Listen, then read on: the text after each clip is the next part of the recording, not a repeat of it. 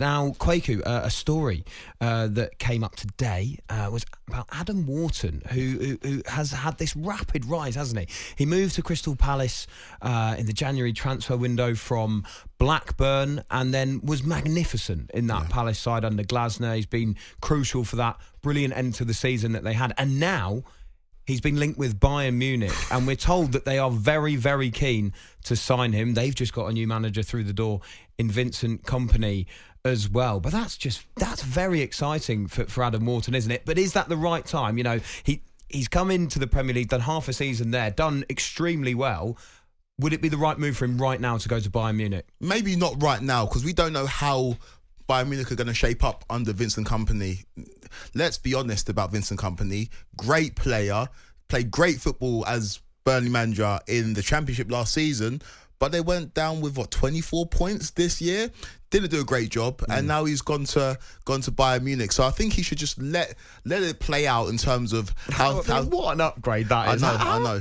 He must have done the most incredible job interview of all time. I don't know what. I bet he wore a cap when he went in with his suit. What you insinuated. But I do think that Adam Wharton is a player that, again, I've said it already about somebody else, but he's going right to the very top. Adam Wharton, he's such a good player, and I've seen somebody, Jack87 in the YouTube comments, said Adam Wharton is better than Paul Scholes at 19. Wow. Which is a bold shout. Different circumstances, right?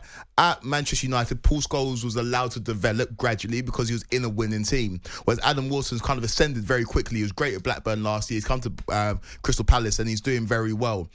Different style of player as well. I compare Adam Wharton more to a Steven Gerrard, but he's got a bit of deftness about him as well. He's a really good player. But I think he's so good with both feet as well. He is. And that is so crucial. When we look at England heading into the summer as well, because he managed to get into that preliminary squad. There we go. Got it out. Got my teeth in. He managed to get into that squad. What about the summer? Firstly, should he be on the plane to the Euros? And secondly, should he actually be in that starting 11, in your opinion? Answer the first question, should he be on the plane? Yes. Should he be in starting 11? No. I think he's very, very good. We look at centre midfield for England, and it's an interesting one. So position in flux, right? Declan Rice definitely starts. Yeah. And I feel like Bellingham starts in one of the central positions. And do you play Phil Foden centrally, or do you play somebody else there? Do you play Gallagher to give you legs? In my opinion, Kobbie Mainoo is somebody who fulfills that role perfectly. And you can compare those two, right? I don't know if we're going to have a Gerrard Lampard situation. I think it should be Wharton. Do you think? I really think it should be Wharton. Over Kobbie Mainoo? Mainly because I think that he's almost like a foil for Declan Rice. And I think Rice has been so effective for Arsenal when he's been able to push forward as an 8 that I think having Wharton in that side is... It actually adds more to England, mainly because actually more than anything you're releasing Rice. I disagree, mate. I disagree. Well, thanks for joining us.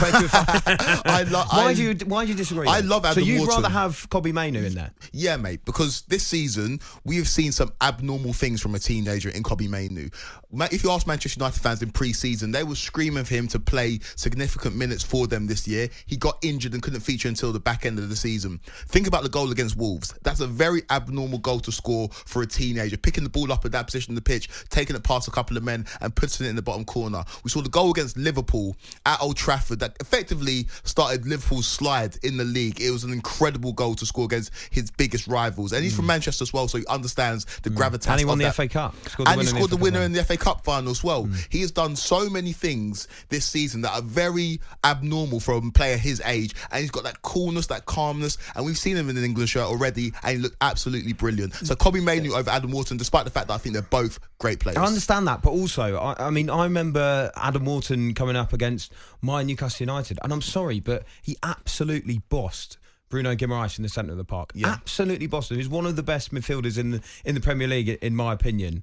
He then is part of a side that completely schools Villa, is one of the best players on the pitch. Completely schools Manchester United, is one of the best players on the pitch. Casemiro, all right, he hasn't had the best season. He seems to have lost his legs a bit. But this is Wharton taking on some of the best talent in the Premier League.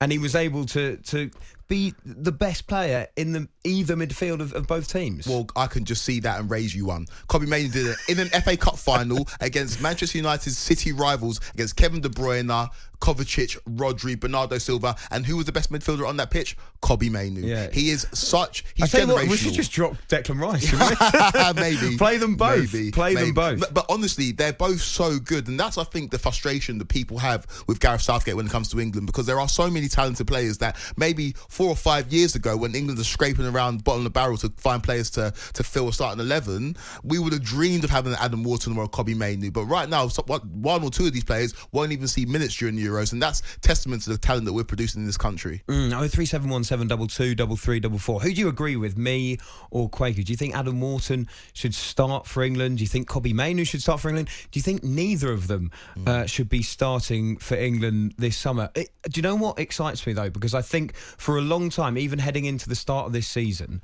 that position was one for England fans where they thought, oh, that's the missing link. That's where we're not quite sure whether we'd have got enough talent. As you say, Rice was one of the first names on the team sheet. But the arrival of those two, I think, has been very exciting. And the other thing, and we've mentioned it there, is that these are two players that will not care who they're coming up against, and they will hopefully put in very good performances and have done it on very big stages as well. Yeah, 100%. And I think that's the bit that stands out about these two players. And credit to my mate George, he's a big Blackburn fan, and he was screaming about Adam Wharton last season. And you know when your mate's telling you about somebody like, yeah, you're biased towards him. Then I watched a few clips of him playing for Blackburn, and then I saw him with Palace this season with my own two eyes. And it's the calmness, it's the coolness under pressure. It's ignoring the size of the moment and just playing your football. And that's what both Adam Wharton and Kobbie Mainoo do so well. And I've used the word abnormal so many times, but it is to see it from players this young and this inexperienced. But you still think that he should hold on another season and stay with Palace? You still think that move... Do you think that's because he wouldn't get enough first-team football? Do you think that's because, he might lose some game time? Is that the main reason why you don't think at the moment he should move to Bayern? He should ask for assurances, right? If he's going to go to Bayern Munich, it should be, I want to play this amount of football. We saw an interview with Ole Gunnar Solskjaer when he's talking about how Manchester United tried to persuade Jude Bellingham to join the club, but he wanted assurances. I don't think a club the size of Bayern Munich can give assurances to Adam Wharton, who they've signed for Crystal Palace, right? And so there should be a move before the move. How Jude Bellingham went to Borussia Dortmund before he went to Real Madrid. If Adam Wharton's going to make that step to the next level... Think about who Bayern have got, by the way, as well. They've got Goretzka, Lima. So many players are going to be ahead of him in that pecking order, surely. Yeah, I think so. And I think for a player of this age right now, it's important to play as much football as possible. I don't think you get that at Bayern Munich. And like I said before, we don't know what they're going to look like under Vincent Kompany. His team were poor in the Premier League last season. Who knows if it's going to translate in terms of him playing his style of football and then progressing in the Bundesliga in terms of Bayern Munich. But I don't know if Adam Wharton making the move to Bayern Munich at this stage of his career is the right thing to do. Wouldn't it be quite funny if Kompany goes to Bayern Munich and then just plays direct? He's like, I learned last season, lads. I learned at the top level you can't play nice football. Do you know what and he takes Bayern down. I find it so interesting, like juxtapose who Vincent Kompany was as a player to what he is as a manager. This manager plays ethereal football. It's beautiful in the eye. He wants to pass it out the back. As a player, he was in and at you. His assistant Craig Bellamy was similar as that in terms of a player, but they played this lovely football that unfortunately they got Burnley relegated. So if I'm Adam Wharton, I want to stay at Palace for another season. And also, if you're Palace fans as well, I want to hear from Palace fans. What's your thoughts in terms of getting picked off? You've had a great end to the season. Things are finally looking positive, and all of a sudden, all these big clubs are sniffing around your best players. I don't know how that'll make you feel as a football fan, but it can't be good. Yeah, it must be so unbelievably frustrating. Dive into those YouTube comments. Give us a call, 03717 22 3344. You can text us as well on 81089. I mean, I hate to kind of twist the knife here, but should other big clubs in the Premier League be interested? If Bayern Munich are interested, then surely some of the bigger sides, no disrespect to Palace, of course, but surely they should be also interested in the services of Adam Wharton. I think they will be, but again, if you're selling them to an English club, the price increases by 10, 15 million. And if you look at the purse strings for a lot of the clubs in this country, they're struggling when it comes to PSR. The landscape is unsure. And I don't think you're wanting to spend 60 million, 70 million on a player that's played half a season of Premier League football just yet. Very true. On AM, on DAB, via the talkSPORT app and on your smart speaker. talkSPORT.